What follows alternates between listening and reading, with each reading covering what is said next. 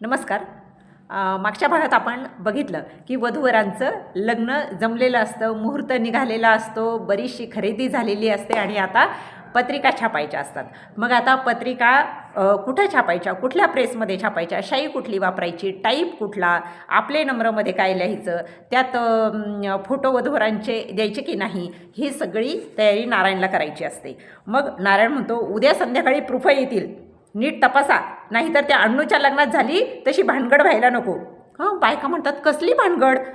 मग बऱ्याचदा जी गोष्ट आपण ऐकलेली असते ना, ती गोष्ट आपल्याला परत परत हसण्यासाठी ऐकावीशी वाटते. म्हणजे मुली बऱ्याचदा माहेरी जातात ना, तर जुन्या बऱ्याचशा गोष्टी निघतात आणि बऱ्याच अशा विनोदी गोष्टी असतात की त्या आपल्याला आपण पहिल्यांदा ऐकल्यासारखे ऐकतो आणि पहिल्यांदा आपण त्याच्यावर हसतोय, असा इतका आपण मनमुराद हसतो. तर ती जी विनोदी गोष्ट असते तो पुन्हा सांगायला लागतो.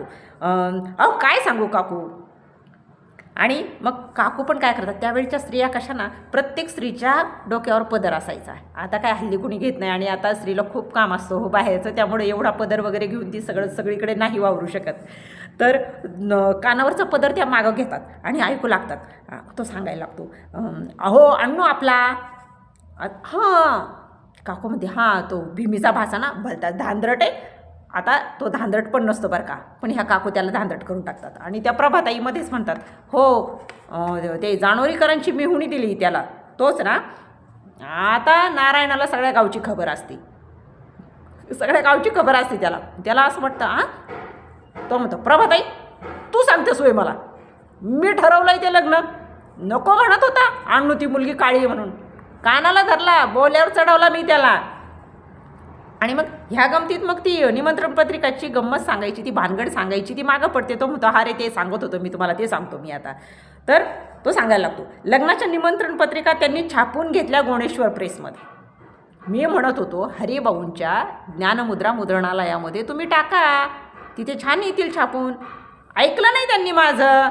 म्हटलं मरा.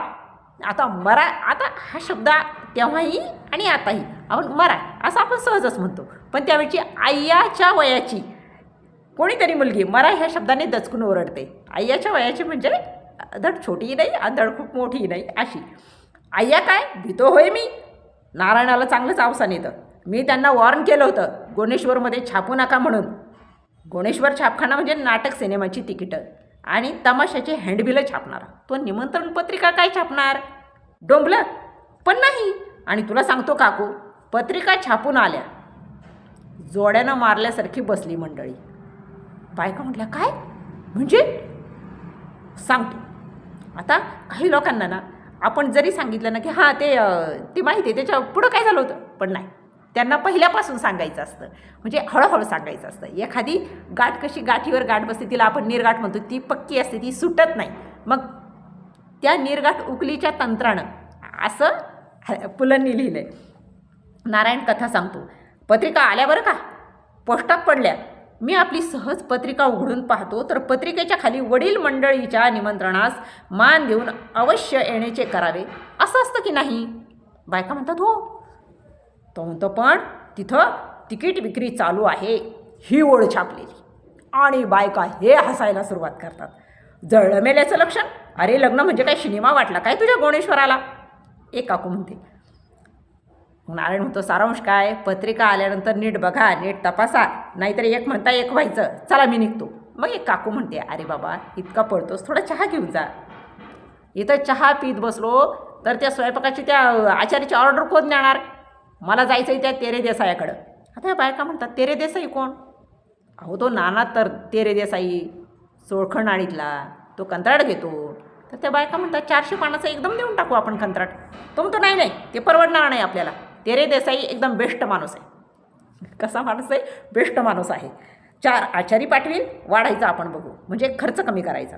आणि खुद्द लग्नाच्या दिवशी नारायण म्हणजे डोके गमावलेल्या मुरारबाजीसारखा मांडवात थैमान घालीत असतो.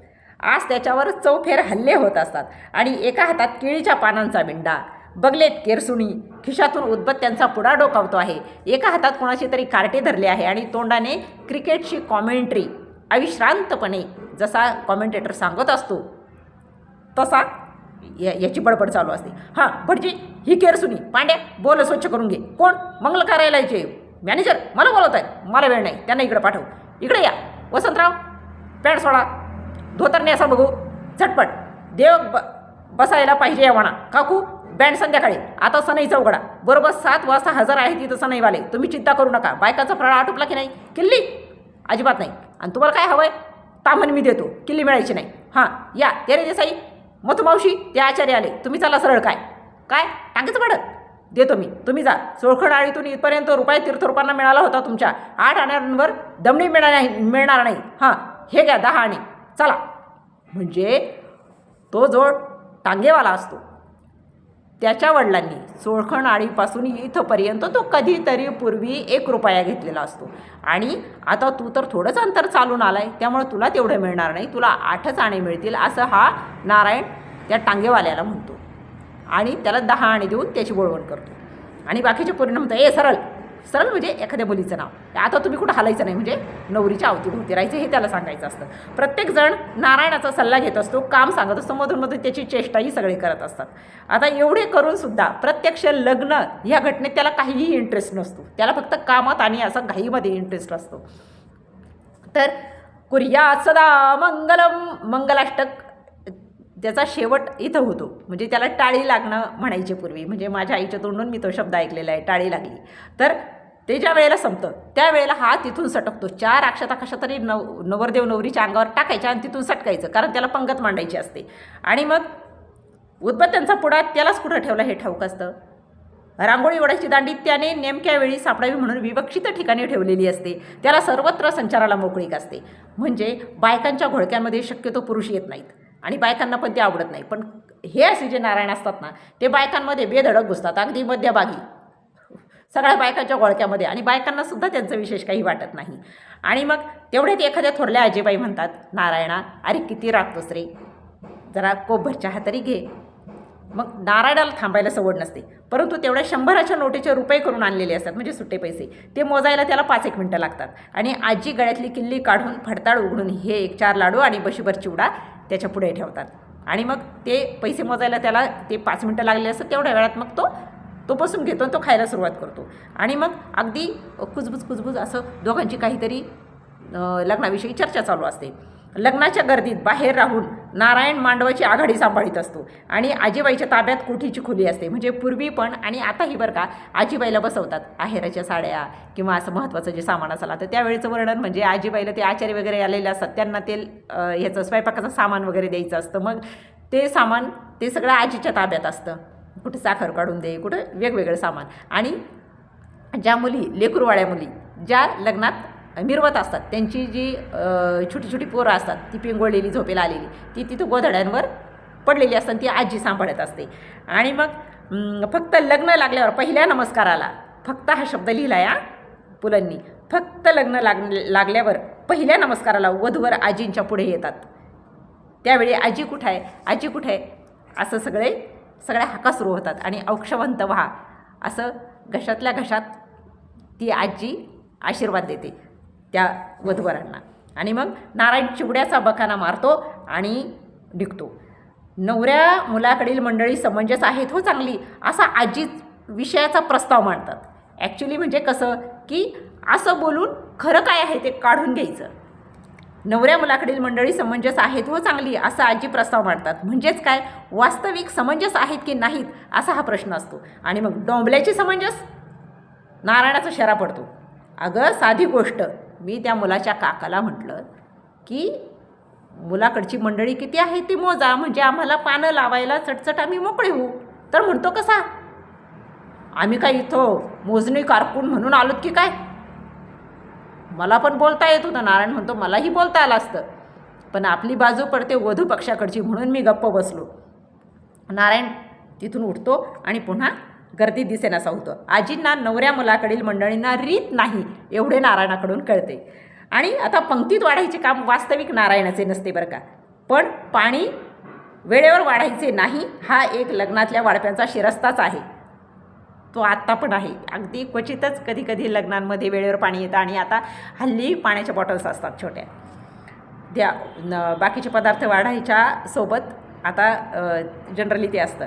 बर्फ आणायला पाठवलेली मंडळी म्हणजे तेव्हा कधीही वेळेवर येत नसतात. पंगत उठत आली की बर्फ येतो. मग नारायण भडकतो आणि पाणी वाढण्याचे काम स्वतः करतो.